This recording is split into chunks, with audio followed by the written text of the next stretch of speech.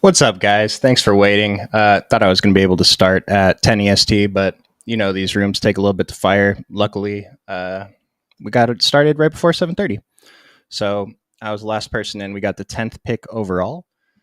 Anyone who watched my last stream after the fact, I really appreciate you guys in there. Thanks for all the comments. That's really great. If you have any questions, please don't hesitate to post them in the comments. Or if you join our Discord, there's instructions in the description below.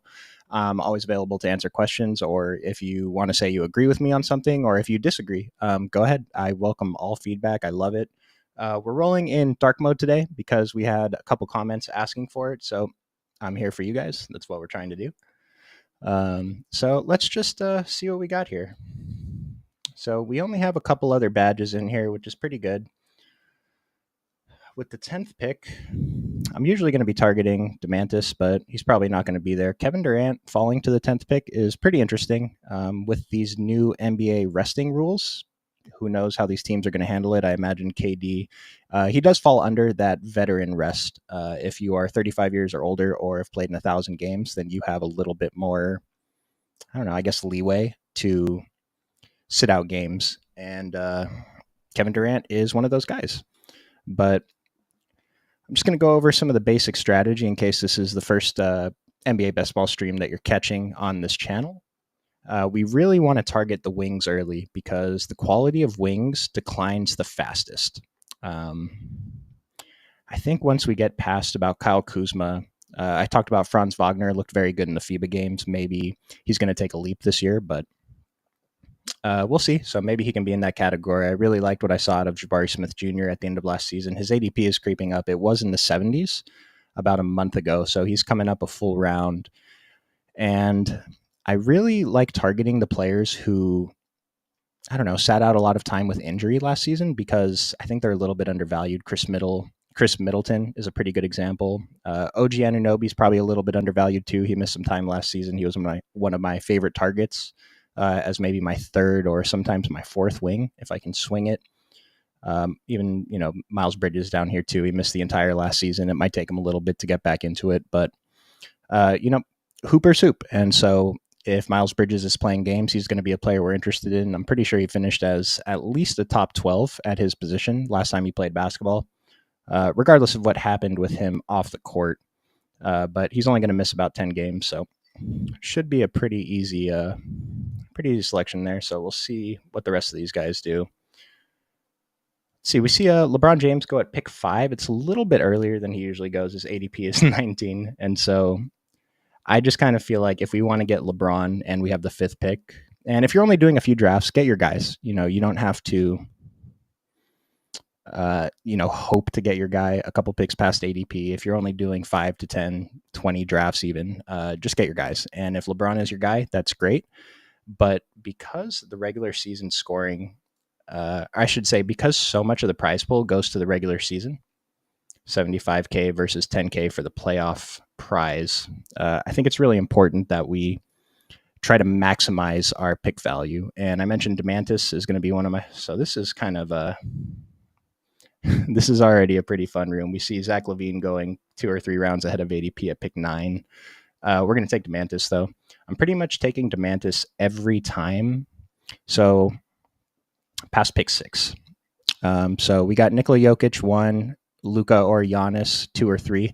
I think on Underdog we really want to target Giannis. It's just the wing position is a little bit thinner, and like no other guard is really going to match what Luka does. But we can get strong guards later where I think Giannis is just so far ahead. Maybe Jason Tatum is pretty close to that tier, but after those guys, it's pretty thin at wing. And let's go and let me just get my comments up here.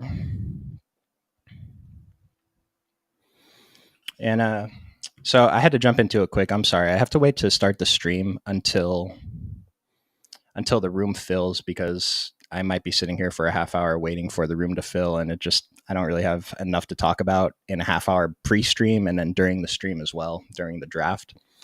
So, all right, have the comments up. If you guys are out here, let me know what you want to talk about. If you want to get into some specific teams or players, go for it. But so I already mentioned we really want to target wings early. and they dry up. And I really like targeting an elite big. We got our elite big Demantis. I have pick 15. I think it's a little too early to reach for Mikal Bridges when we can get all of these pretty strong guards, Steph Curry and Trae Young in particular. Maybe Steph doesn't have an injury this season. He plays most games, but we'll see what they do with these new resting rules. Trae Young is not someone I'm super interested in, but when we can get these guys a little bit past ADP and we can pair him with Demantis, who maybe it's potentially an uncommon pairing, I don't mind going for it. And I'd rather take Trae Young than AD. We don't need him. We already have Demantis. I don't really like taking two bigs early because it kind of takes away our flexibility. Just in case you're not familiar, the roster format: two guards, two wings, a big, and a flex. And unlike the NFL, where we kind of just want to hammer wide receivers early, even getting bench wide receivers maybe before we get our first tight end, our first quarterback, or even our first running back, if we were targeting a zero RB strategy. I think balance in the NBA is a lot more important because it just kind of like the players past rounds 10. In the NFL, anyone can catch a long touchdown. Anyone can go off for a game, contribute to your team for one game, right? But in the NBA, because the scoring format is per week, it doesn't really say it here, but the scores add up at the end of every week. And so typically teams are going to have 3 to 4 games. And it's really hard for the guys down here to outscore the guys up here over an entire week. The only time that happens is maybe injury fill-ins, but it's still different than it is in the NFL. And so we really want to be balanced with our starting roster, I guess. And by the way, I know I had some audio issues on my last stream. So I did a stream with Brian yesterday. It seemed like it was all good. So please let me know if the sound is a little bit messed up at all. I don't really know what I can do to fix it, but maybe I can just repeat myself a couple times like I usually do anyway. But so I mentioned we want elite wing, and we started with a big and a guard again. I think this happened on the last stream too. But we're probably just going to hammer wings now because these wings right here are pretty strong. Julius, Jaylen Brown, Paolo Banchero is going to look pretty good. Lauri Markkanen is going to be a huge target for me. Scotty Barnes is a pretty big target for me, but his ADP was almost a round later, about a month ago, but we're still going to target him there. Paul George, I mentioned, we're targeting guys who sat out because of injury, who are now values. If he misses less games, then he's going to smash this ADP. Same with Brandon Ingram. DeMar is probably about as consistent as you can get. Like, I get he's kind of an unsexy pick, but at ADP 40 at the wing position, 15th wing off the board, I think DeMar is a pretty strong pick. So the goal here, we're going to try to mute my other screen. I think we really just want to hammer wings from here. So we'll see what we get, though. I mean, you don't go into the draft saying, oh, I'm going to do this in this round, this in this round. We have to see what the draft room is giving us. We can have a general plan, which is what I'm going for here. But see a lot of these early guards, and it's not bad. We definitely want to get some of these early elite guards. It's just that some of these players down here, like Tyler Harrow, maybe Anthony Simons if Dame gets traded, Russell Westbrook on the games that Paul George and Kawhi sit out, Spencer Dinwiddie, Jaden Ivey, Terry Rozier, like these guys can get pretty close to what these elite guards can give us, these few first round guards, second, third round guards, whereas the wings around pick 100, they aren't really doing that. I mean, Draymond is a little bit past his prime, unfortunately. Still a good pick in this format if he's your fourth wing, I guess. Maybe third wing if you have two of the top wings. And just, I'll get into them when we get down the line. Martingale, bro, we in football season? Hey, we're in football season, but we are almost exactly 1 month away from the NBA season starting. I cannot wait. It's the best time of the year. We have NFL and NBA going at the same time. I like NBA is my first love. I do think that the NFL product for fantasy purposes is a little bit more interesting just because, like I said, the late round picks in the NFL, in best ball especially, matter a lot more than they do in the NBA. In the NBA, we're really just hoping these guys are injury fill-ins. If something happens to our early round picks, they sit out a week or two, something like that. And Simon, I'm sorry, man, that you wanted to join. It's just maybe I'll try to start it a little bit earlier next time when I have a co-host with me who I can go back and forth with a little bit. It's just a little awkward because these drafts don't fire as often. Maybe it'll be a little bit quicker once we get closer to the season, but it's just kind of awkward to sit here for a half hour, and I can only go over my previous team so much. So I will keep that in mind for next time, though. Thank you for letting me know. Let's make our pick here, and then let's talk about some players. So I mentioned Scotty Barnes is one of my favorite wings to target. Nick Nurse is not in Toronto anymore, and so it's hard to imagine he's going to play upwards of 40 minutes. But with Fred VanVleet gone, we saw Scotty Barnes handle a lot of the ball handling for Toronto, and their starting point guard as of right now, it's their starting point guard as of right now is Dennis Schroeder.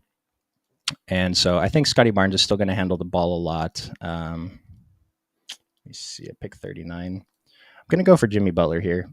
He is a playoff player before he's a regular season player. Kind of takes it easy in the regular season, but we do need to start pounding wings. And so I'm just going to take Jimmy. Hope that we can get Scotty Barnes on the comeback. So I'm coming with some talking points next time.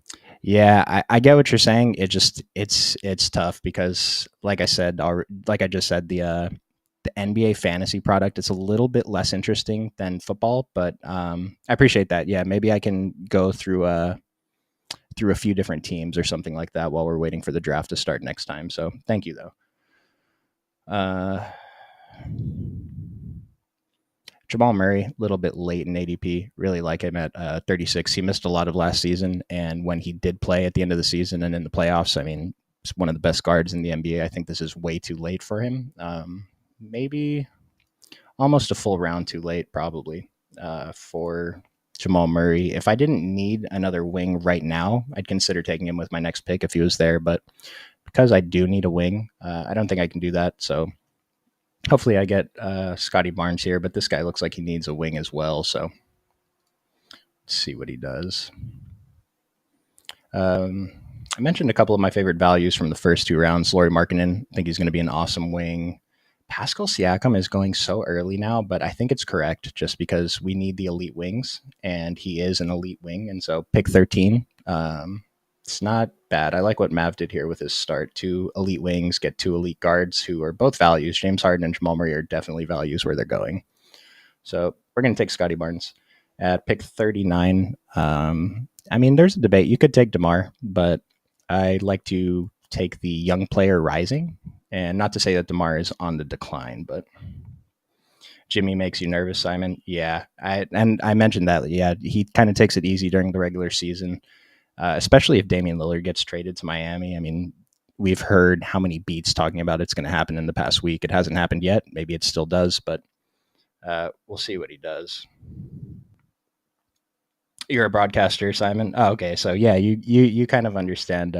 It's a little bit tough here, especially when I'm by myself. But thank you for letting me know. Appreciate you. Curious what the guy who took Zach LaVine early did. So it looks like the rest of these picks here from Glizzy are more normal. That Zach LaVine pick is it's a little odd to me because what was his ADP? Like ADP 49 going at pick 9. It's just a little bit odd. You like if you want to guarantee you get Zach LaVine, I've never really seen him go around early. So having pick 40, like you could have picked him at pick 40 here, but I mean, if that's your guy, that's your guy. I don't think that it's the optimal strategy. Just you're kind of trading your first round pick for a fourth to fifth round pick, and because so much of the prize pool goes to the regular season scoring, I think it lowers your ceiling a little bit too much. And then the LeBron James guy got a little bit of value on LaMelo. I've been talking about Victor Wembanyama is not a player that I'm interested in this format. If we were only playing for the playoff format, which is what the typical best ball format is, top 2 of 12 advance to the quarterfinals, you're mixed up in another group, and then typically it's going to be 2 of 12 or 1 of 12, 1 of 10, whatever it is here, until you're in the final 2 weeks. Not the final 2 weeks of the NBA season, but of the best ball season. I think this is probably 10 days before the regular season ends. Try to avoid some of the players sitting out. at the end of the season like we usually see. But my view is just we're playing for the regular season prize. If we happen to get there for the playoffs, then I think that's fine. It's a lot of luck, I guess, but yeah, I think too much of the prize pool is going to the regular season that we shouldn't really be prioritizing the playoffs. Although this prize breakdown is not bad. If you watched our battle royale stream with Brian yesterday, I mentioned when 10th place is 10% of first, that's a pretty good payout structure. And so even though first is only 10K, 10th is only 1K, I mean, that more than covers the buy-ins if you're maxing this tournament. So why is Kyrie going so late in these drafts? It seems insane.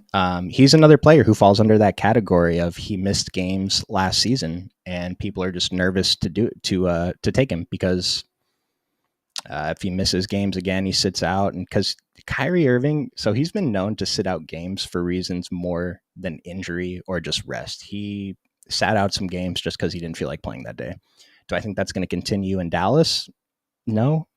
But people are still nervous about it. And I am going to harp on leaning into the uncertainty. So players like Kyrie, definitely in that category of players going too late, like I mentioned with James Harden, Jamal Murray. And there, so with the playoff format, there is something last season, in the last 2 weeks of the season of the best ball season, a few teams only had 5 games where some teams had 8. So, for example, Cleveland only had 5 games in the best ball finals last season. And so I was basically avoiding Cleveland players completely. And Sacramento had 8, and I was targeting Demantis and De'Aaron Fox very heavily. And if I don't know. It's a little weird on Underdog. If you're playing on a site where more of the prize pool is going to the playoffs, I think that we should be hammering the Sacramento Kings again. And even in this format, we should still be hammering the Kings because they play at a high pace. That's not going to change. Demantis kind of dominates the big man usage there, and De'Aaron Fox dominates the guard usage. And so these guys are still extremely strong picks. But yeah, Kyrie Irving, the Mavericks only have 6 games in the best ball finals weeks. And so I don't think people are really thinking about that, but that is a reason why I'm personally kind of trying to avoid the Mavericks a little bit. And on the other sites here, I don't care as much, but I'm still taking Giannis over Luka at pick 2 if I had the option.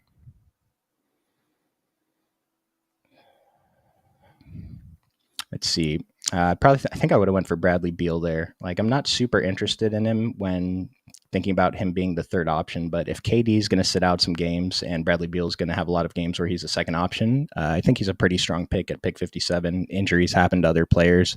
Bradley Beal is still very good. I mean, last year he was definitely a top 20 pick.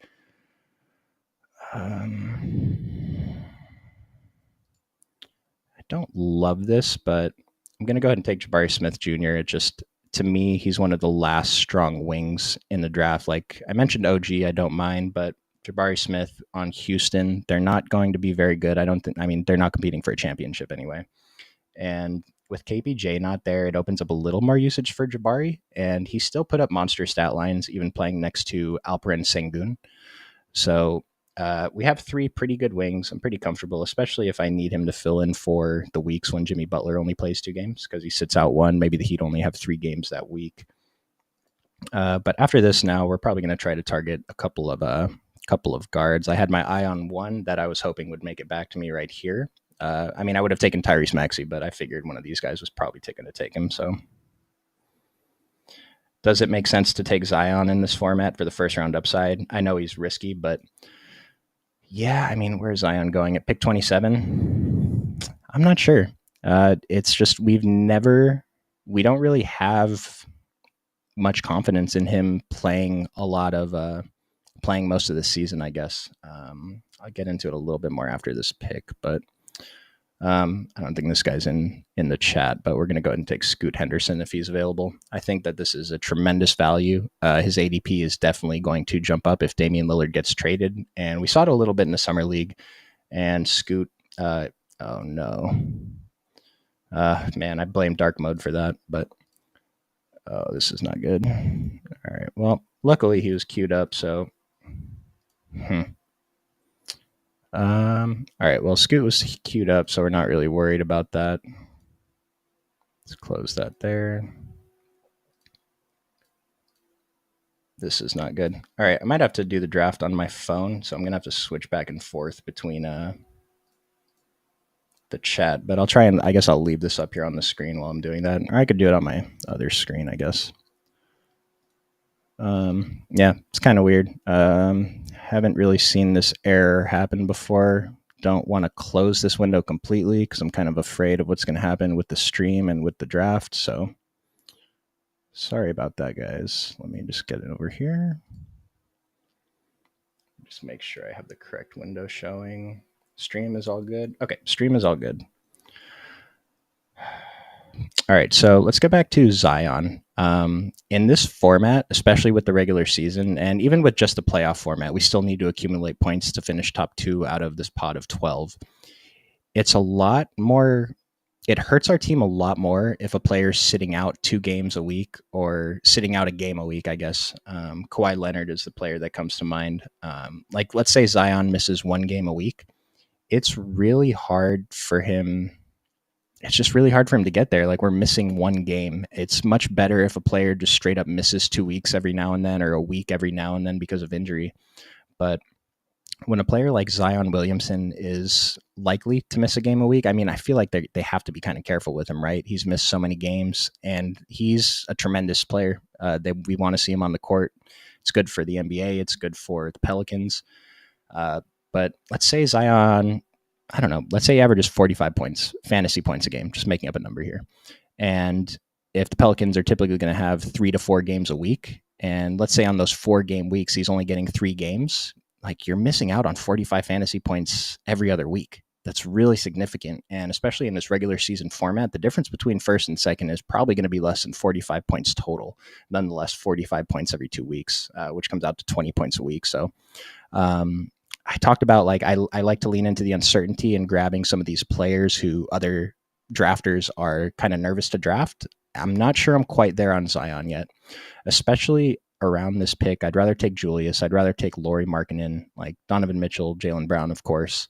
And Karl Anthony Towns, I think, is one of the, like, if you miss out on Jokic, Embiid, DeMantis, AD, like, Karl Anthony Towns is absolutely the 5th big, but he should be going, I don't know, 6, 7 picks earlier. I mean, he was a top 15 pick last season, and he missed a lot of games last season due to injury. I don't think that's something we're expecting again. I mean, anyone can get injured, right? And so I don't really like labeling players as injury prone. Not to say that Karl Anthony Towns would be. There's certain injuries that are more likely to reoccur than others, but Cat is just, I think this is one of the best big man values in the entire draft. Vucevic is one of the other ones too.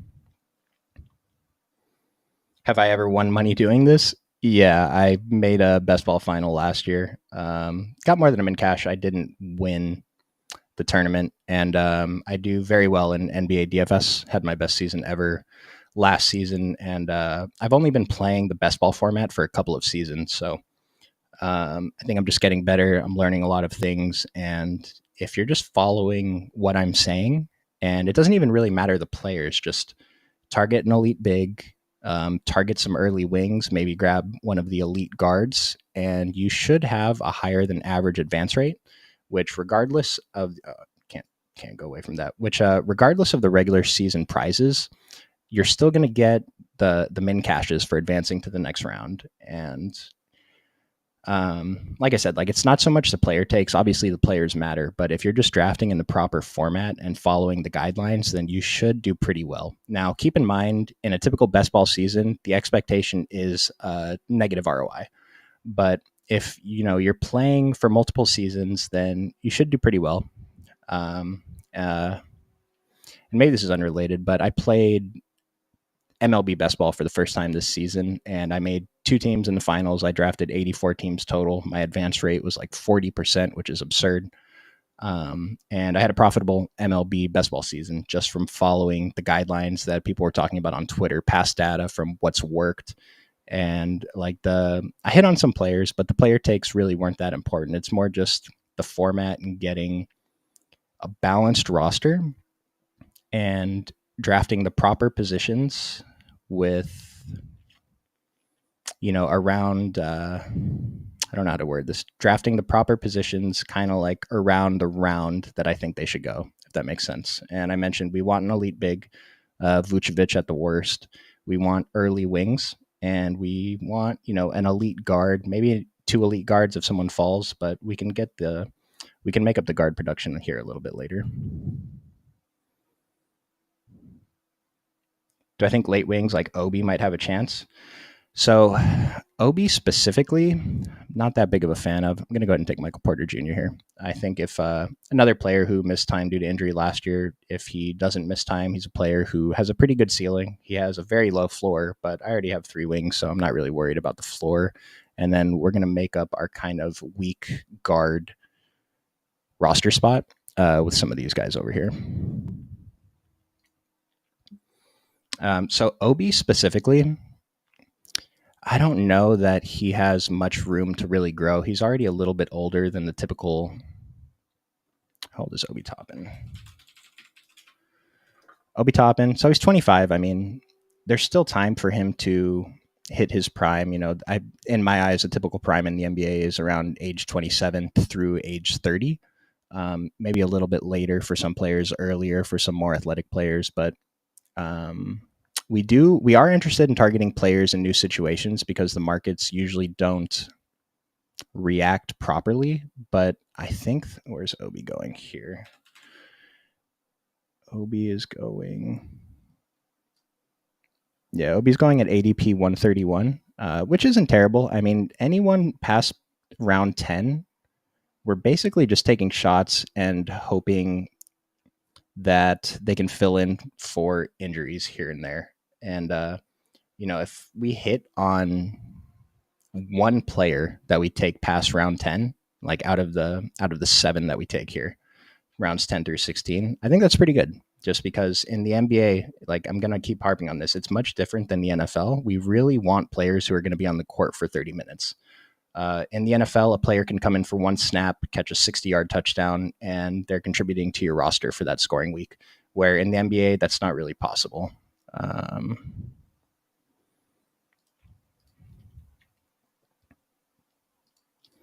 Considering taking a backup big, but we're counting on Demantis not to get hurt. If our first round pick gets hurt, we're kind of screwed anyway. Klay Thompson. I'm going to go for Klay Thompson. I was considering Spencer Dinwiddie, but I kind of like taking shots on Ben Simmons, so I'm going to count on Ben Simmons being there in the next for my next pick.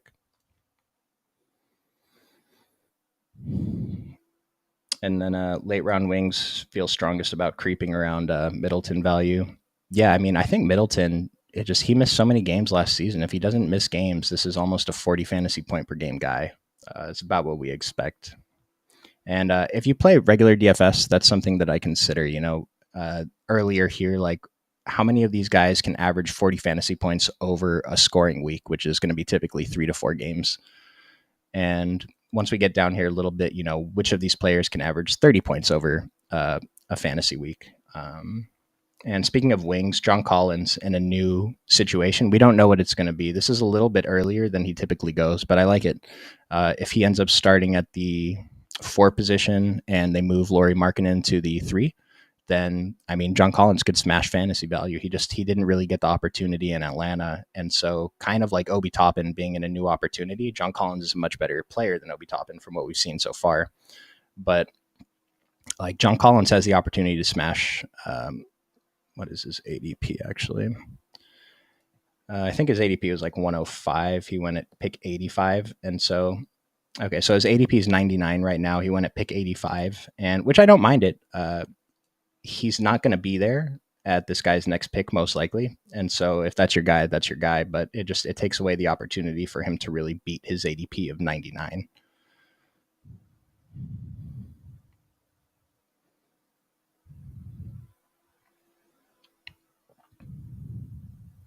You normally play categories, so drafting some of these point players is like reprogramming your brain. Yeah, I get that.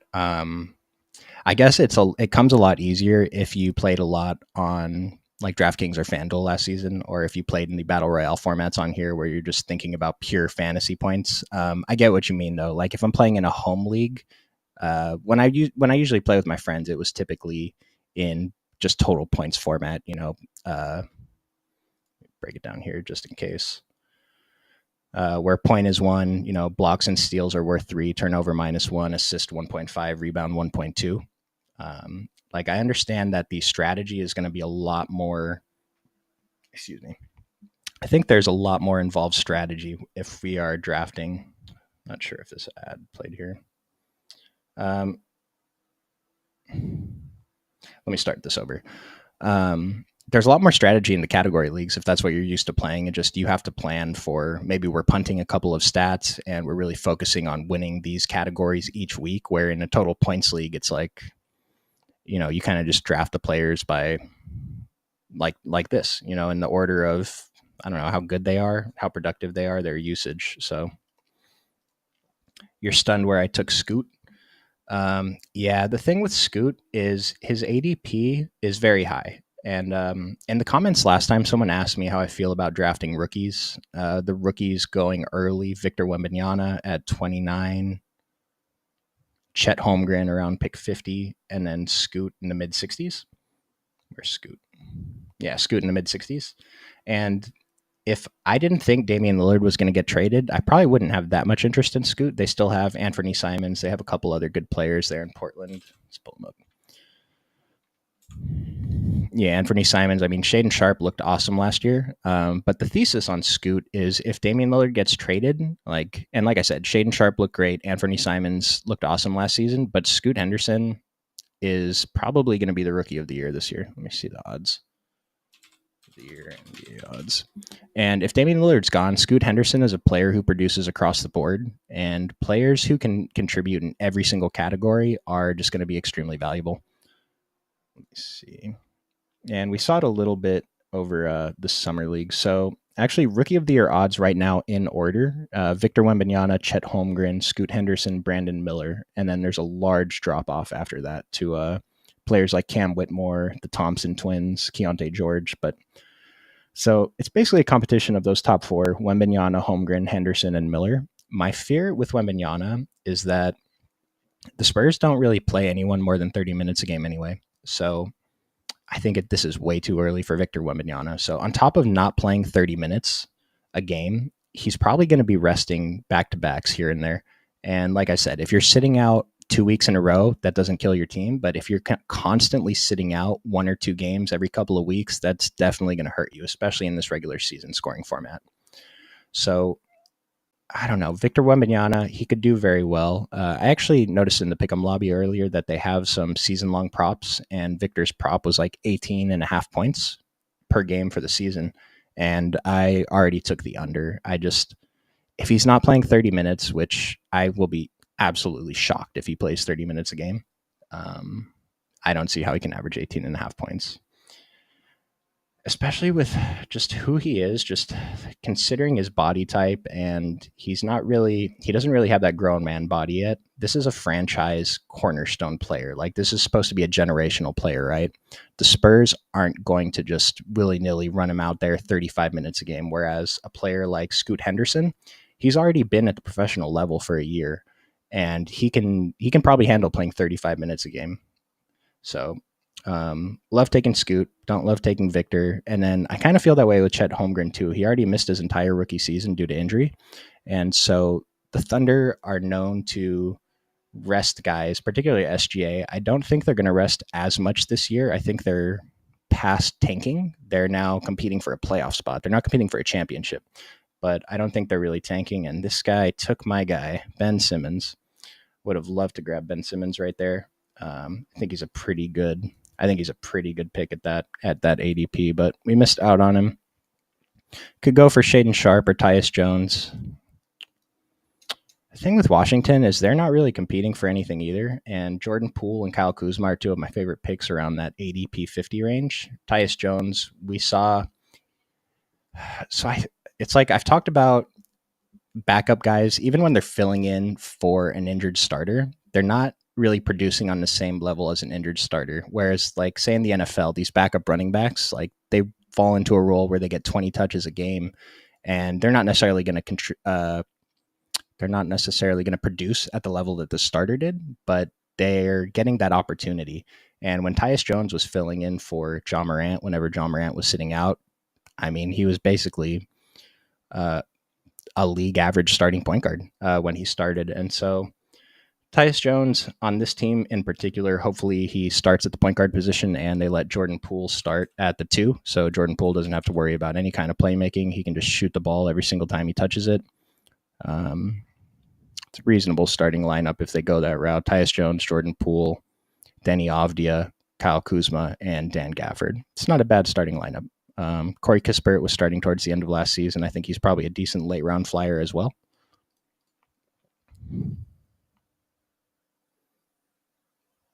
Oh, is Portland going to start all three guards? Probably not. But I mean, Scoot Henderson is probably already better than Shaden Sharp.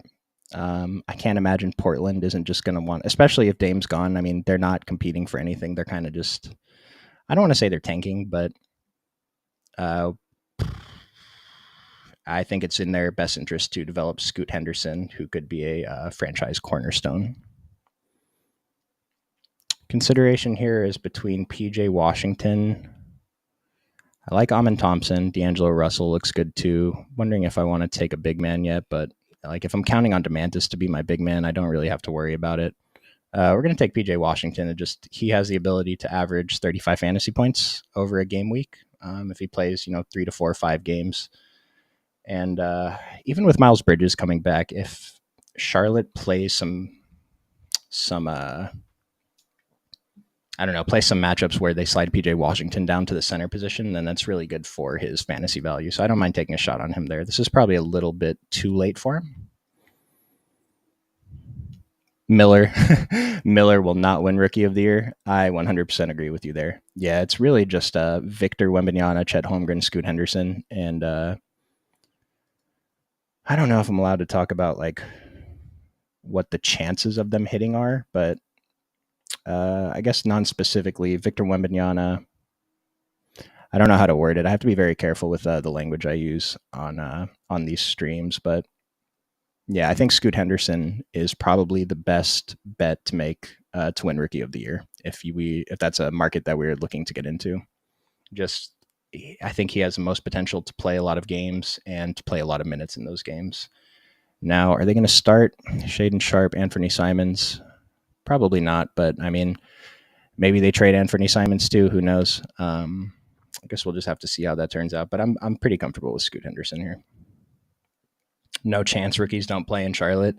So yeah, rookies don't play in Charlotte. And then on top of that, I mean, Brandon Miller was extremely inefficient over the summer. He did not look great in the summer league. Yeah, I mean, this doesn't really mean much, but yeah, he didn't look awesome for being the number 2 pick. They probably messed up. Not taking Scoot Henderson, but maybe they thought Brandon Miller could be a better fit next to LaMelo Ball, maybe in a couple of seasons. We'll have to see how that goes.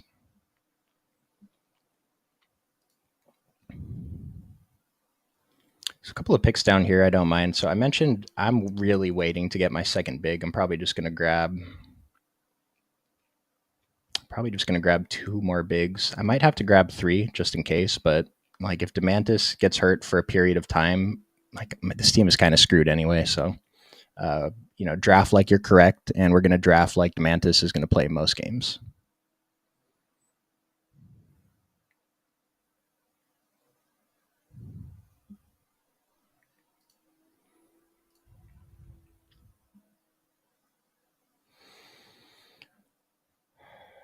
Consider players who are going to step in. I'm not sure if this is kind of what you're asking right now, Simon. Using some logic in this format, if we just want to maximize our 6 slots, targeting players that have first and second round upside, so when they do play, yeah, and so when they play, wouldn't we want Kyrie and Zion and Miles Bridges and all the risky upside guys? Don't those guys have premium in this format? They do. It's just that I think that those guys carry a little bit of extra risk. Kyrie in particular, like I mentioned, he sat out games not just due to rest and not just due to injury, but he just literally did not feel like playing sometimes. And Zion, we just like a lot of the other players I'm talking about who were hurt last season, we've seen them play whole seasons before. Karl Anthony Towns, Brandon Ingram, maybe not Brandon Ingram, but Karl Anthony Towns, Jamal Murray. Like, we know that these guys are capable of finishing out the season strong, missing only a few games. Where Zion, I haven't seen it yet, and it does seem like he's working hard to get there. But consider, like, Zion's going at pick 27, whereas, and he's a great fantasy producer when he does play. It's just he needs to play. But compare him to a player like Ben Simmons. He's going at pick 105. If Ben Simmons doesn't miss that many games, this is a almost 40 fantasy point per game guy. He will outproduce everyone in this range, where even if Zion does play, is he guaranteed to outproduce everyone in this range?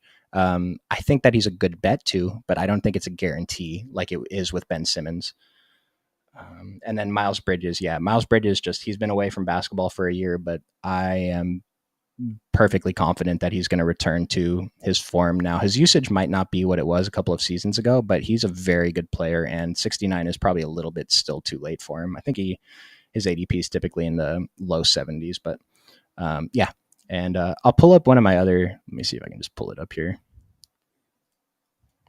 I have I was going to go over it, but I didn't think it was that interesting. I have like an all injury team that I just finished drafting in a slow draft. Let me see if I can pull it up.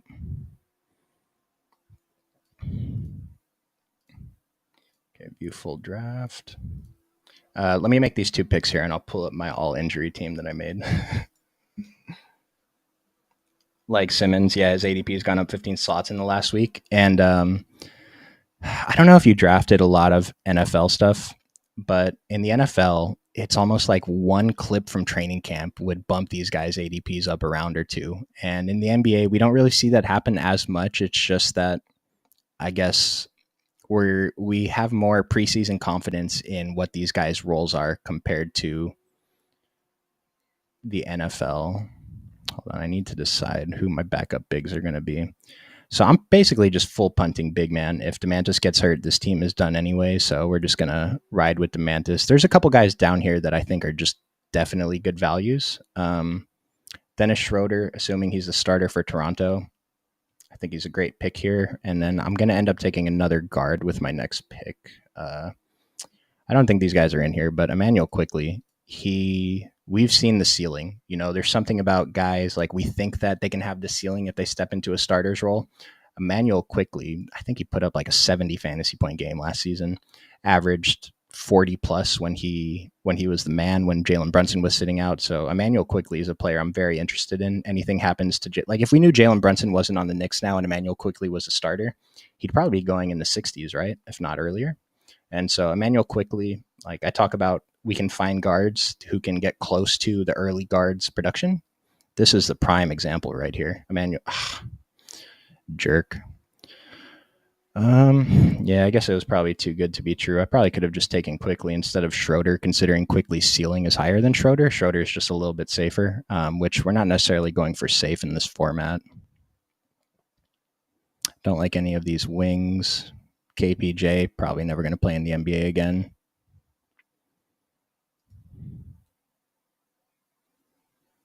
I'm going to take Gary Trent. I don't know that he's going to start for Toronto because Dennis Schroeder, Scotty Barnes, OG Anunoby, Pascal, and then if they start a center, and then Gary Trent will be the 6th man. But if something happens to one of those guys, then Gary Trent can step in, and we've seen him have a decent role off the bench, so I don't mind taking shots on Gary Trent this late.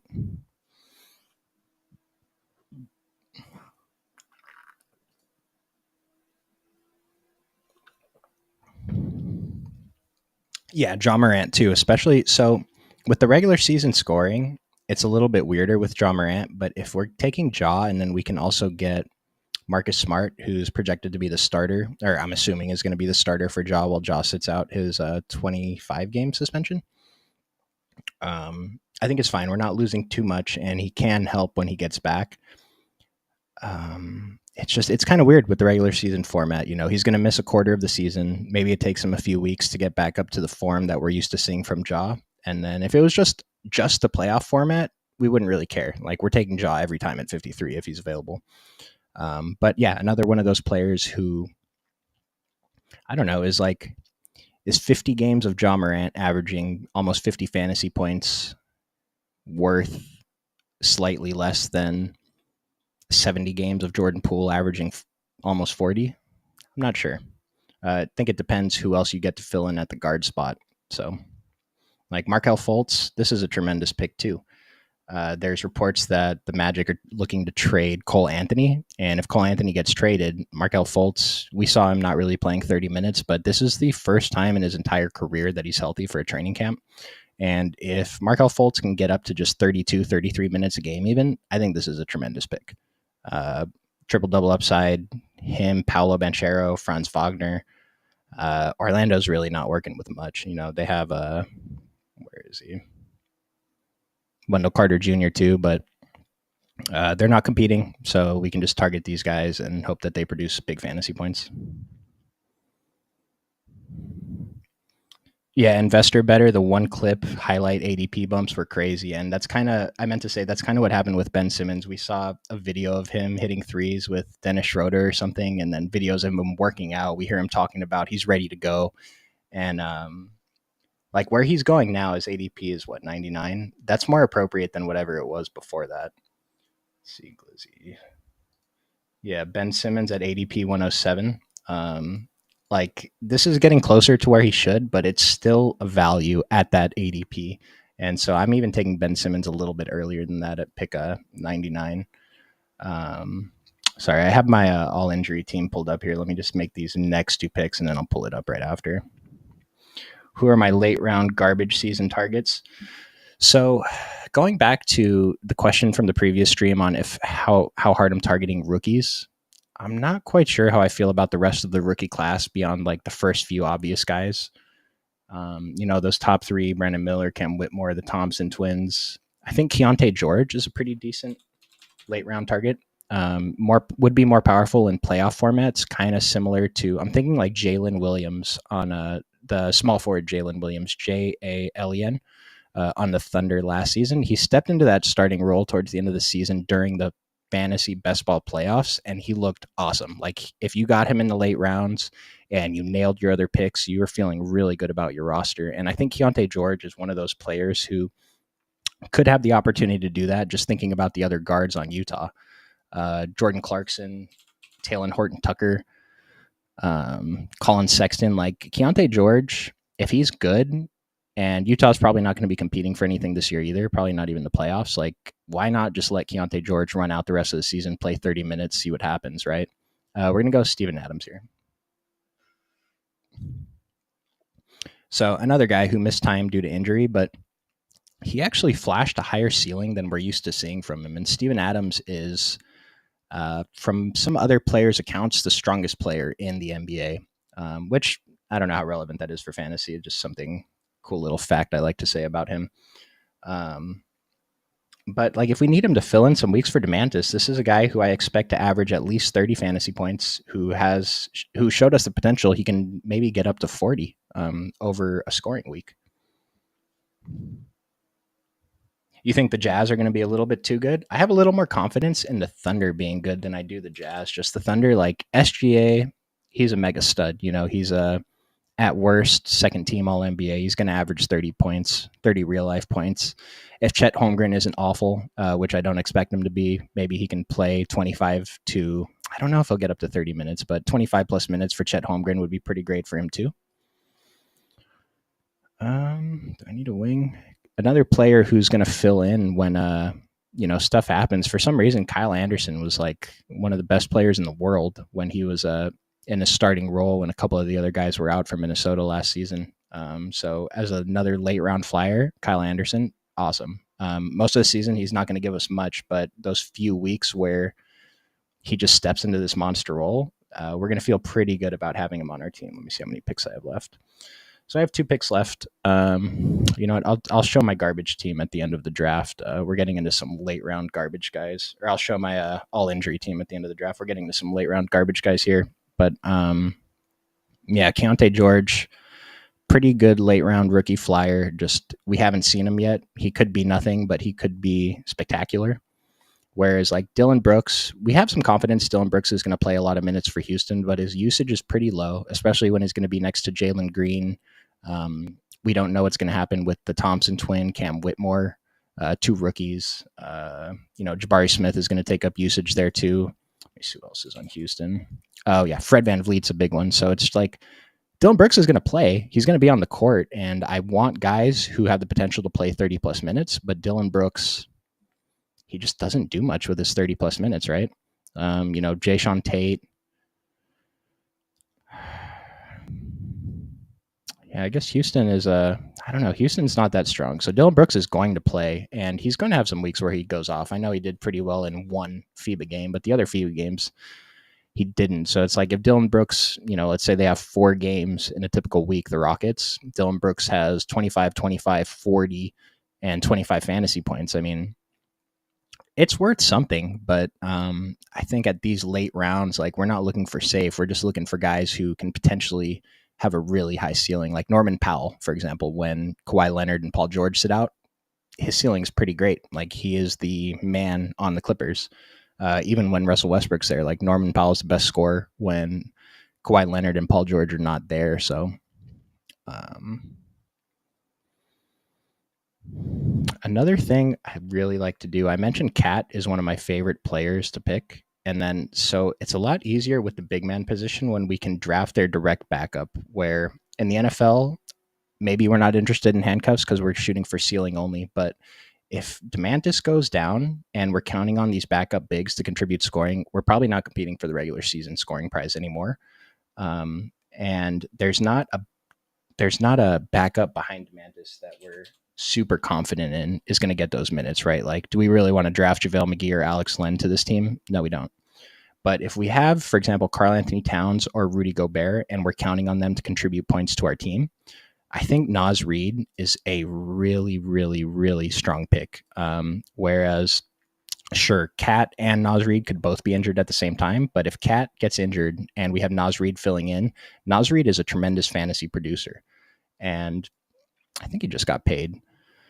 But yeah, we don't care about that. That's already going to be irrelevant by the time the season starts. But drafting the handcuff to your elite big man is pretty strong. And Cat and Naz Reid in particular, I think it makes it a lot easier because we can be very confident in only having 3 bigs on the roster. Like if this was Cat, I have Steven Adams as my second big. I would draft Naz Reid and I'd be very comfortable with my bigs. Whereas right now, I'm probably debating if I want to grab 1 or 2 more bigs. Because like I said, like if Demantis misses a couple weeks, it doesn't kill us, but we need to have someone fill in for those couple of weeks. Like we can still compete for first place in the regular season, even if Demantis is out for a week or 2. But we need points. We can't take the 0 there. Handcuffs to the studs. Hardy for Irving. It's a little different with the other positions. With the big man, I'm pretty sure it's good. But with the other positions, I'm not quite as sure because like specifically Kyrie Irving, like he's still playing next to Luka, and Jaden Hardy looked great. But what is Jaden Hardy's ceiling when Luka's on the court, right? It seems like a lot to draft from one team, but if for some reason we drafted Luka, Kyrie, and we're counting on those to be our 2 guards, then yeah, we can draft Jaden Hardy because we know that he's probably going to have a really high usage when those 2 are both off the court. But with Kyrie specifically, Luka Doncic is still going to be on the court, and Luka's top 3 usage player in the NBA. So with that one specifically, I'm not liking it as much. Now, if you want to take shots on Jaden Hardy not having Kyrie or Luka, that seems fine too. But I don't consider that a very strong handcuff there. I got to decide on a third big now. Naz Reid has a higher ceiling, but let's say Demantis misses a week. We're counting on Naz Reid to be the man on the weeks that Demantis is out. Whereas, is James Wiseman good? I don't know. I think Jalen Duren's probably the man over there. Like Mason Plumlee is probably not going to start. I'm going to go for Naz Reid here anyway. Just kind of makes it simple. Like probably want to grab a third big a little bit earlier, but like I keep saying, like I took Demantis in the first round. Hopefully Steven Adams can fill in for him in the weeks that he's hurt. And then as a desperation pick, maybe Naz Reid can contribute to the flex sometimes. Yep, KJ Martin. Yep, he is on my all injury team actually over here. KJ Martin. I don't have like the handcuffs, but yeah, I drafted him with that idea that if Kawhi and Paul George sit out, he's going to contribute. Is the scoring that counts for our starting lineup week by week totals? Yes. So Pretty sure it's per 1 week. Let me make my last pick here. Do we feel pretty comfortable with our guards? Maybe, maybe. But just uh, ignoring positions, who has a ceiling here? Maybe Jimmy sits out some games. Maybe Dame doesn't get traded to Miami. Jovic was a player I was targeting very heavily last season. He got hurt. He didn't really play. But when he does play, if he gets the opportunity, I mean, he's another year in the league too. Cam Whitmore is a decent option here too. KJ Martin. There's a couple of like late round wings. I don't know that we really want more than one on our team, but yeah, we took Nikola Jovic again here. So, oh, Simon, absolutely do not say sorry for so many messages. This was, you helped, you guys, you and Investor Better, you guys helped me make this stream a lot. I mean, I hope it flowed okay. I don't know how it sounds. I don't, I'll probably watch it back later and see, but I love it, man. You help drive the conversation. It makes it a lot easier for me. So seriously, thank you guys so much. And then Investor Better, how's it going to be with the scoring? Let me just make sure. I'm pretty sure it's week by week rather than 2 weeks.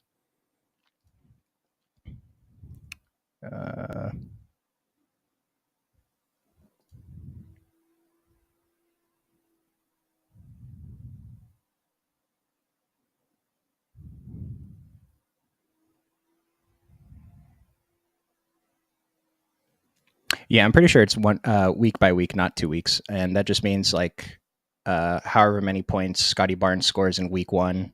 Like, let's say these are our two guards for week one. That's who's going to contribute for week one, and then for week two, it's Jimmy and Jabari scored the most, and there's probably something about some teams are going to have more 5-week games than others, 5-game weeks than others, I guess. I'm not sure how many. Maybe I can look into that later because that could matter a little bit where, if a player has 5 games in a week, that's very powerful if we get their best players. And if they only end up having 2 games in other weeks, that doesn't hurt us as much as having 5 games helps us. And so it's not just straight up cumulative scoring. And so this is something I wanted to say too. So thank you for saying that. A lot of the rankings that I notice, and they did this for NFL too, they're just like adding up projected total scoring by the end of the season, and I'm pretty sure it's incorrect. I need to go look into it a little bit further, but we're not really interested. Like, obviously total scoring for the season matters, but I think we should be more interested in just potential to hit ceiling weeks, if that makes sense. Like, same thing in the NFL. We don't really care how many points they score by the end of the season. We care how they scored their points. I don't have an analogy ready for the NBA, but in the NFL, for example, if 2 players both average 15 fantasy points for the entire season and one player only scores 10 or only scores 20, no. Let me make it more extreme.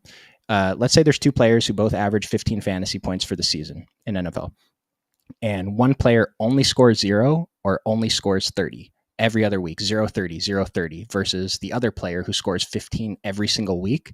Like, the player who scores 15 every single week still has some value, but we're so much more interested in the player that scores 30-0, 30-0, because those 30-point weeks help us more than the 0-point weeks hurt us. That's why we're drafting so many players. Someone else fills in on those 0-point weeks. And so just hitting those ceiling games, and it's different in the NBA because there's 3 to 4 or 5 games per week for these guys. But if someone gets hot for a week, averages 50 fantasy points for a week, that's huge, versus the guy who's always only going to give us 30. And so I hope that made sense, but it just I hope that illustrates just how important the ceiling outcomes are. Do I think Jovic has a shot to play high 20 minutes? Consistently, not necessarily, but I think that there are scenarios where he can step into that role, where he could potentially play 30 minutes. Like, Miami went to the finals last year. I think it was kind of a fluke. But let's say Miami is resting towards the end of the season, or just guys get hurt. Like Jovic, I think he has the skill to fill in for these guys and can contribute a score. Like, if these late round picks, who are my last picks here? Like Jovic, Naz Reid, Kyle Anderson, Gary Trent, Dennis Schroeder, PJ Washington. Like if these guys contribute for even just a couple of scoring weeks over the season, they were tremendous picks because we're really counting on these top guys to contribute. So like if I miss on Trae Young, if I miss on Jabari Smith, if I miss on Scoot Henderson, it's really hard for these guys to make up for that for me to still be competing for first place in the regular season. Like we can still hit them in cash, but we're playing this tournament to win first or at least top 10. We're not playing to just get that min cash, right? Because if we're playing for a min cash, we're not going to min cash every lineup. We're probably going to lose.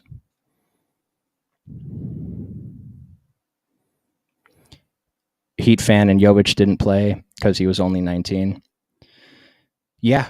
I think Jovic is great. I think he could be good. So he's a player I don't mind taking a lot. But let's go and look at this team before I get out of here. I think it's already been a little bit over an hour. Appreciate you guys staying for the whole stream. So you want Tyreek Hill always? Yeah, it's like if Tyreek Hill, like if he has that, what did he put up week 1? 39 fantasy points or something like that. Like that is it's so strong. Like, because how many players are even capable of putting up 39 fantasy points in the NFL over an entire season? It's only a handful. And so even the weeks that he gives us 0, like we're not getting a 0 for that week. We're still getting points from whoever else is on our team contributing. But let's look at my all injury team here. So we have our stud Sacramento guy, De'Aaron Fox, stud guard. Talked about love targeting Sacramento. De'Aaron Fox is tremendous, even in the scoring format. We got John Morant, who's going to miss a lot of games. Russell Westbrook, who his value, I think, is a lot higher when Kawhi Leonard or Paul George miss. He's still going to have value when those guys are playing. He's still going to be the point guard. We presume he's going to be the starting point guard. But his real value is going to come from just taking over when other guys are missing. Ben Simmons, who I took a little bit ahead of ADP. His ADP is climbing, though. This was a slow draft. I finished up a few days ago, so this was probably made last week. Chris Paul, a little bit past ADP. We don't know if he's starting. We don't know if he's going to be the sixth man. In the event that Steph Curry misses a few weeks during the season, Chris Paul steps into a good role. If he can give us a few weeks at this ADP, then we're pretty happy with it. Gary Trent, just took him in the draft too.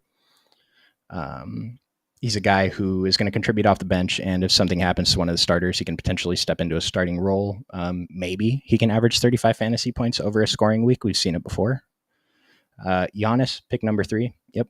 Got my super elite wing. Brandon Ingram missed a lot of time last season. I think people are nervous to draft him. That's why I was able to get him at pick 46, but this is a pretty good value to me. Same with OG at pick 70. One of the last wings that I'm very comfortable taking as my third wing.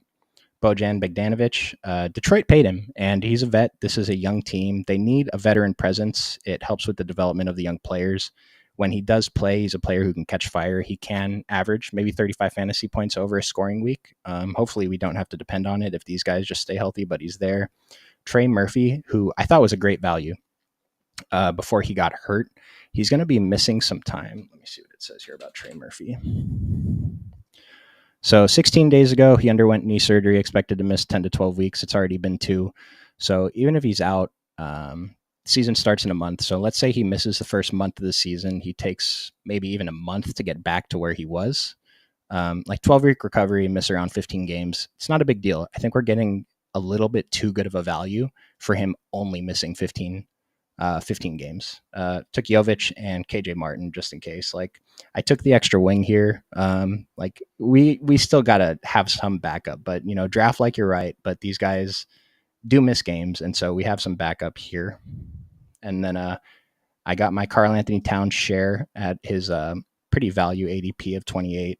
Brook Lopez is a pretty good backup big. Not sure he was necessary for this team, but let me see who I took him over. Brook Lopez, I took him over Derek White. I could have taken Derek White, but I knew I was going to target Ben Simmons with my next pick, and since his ADP was higher last week, I knew he was still going to be available there. But Derek White starting for Boston is probably going to be a pretty good pick here too.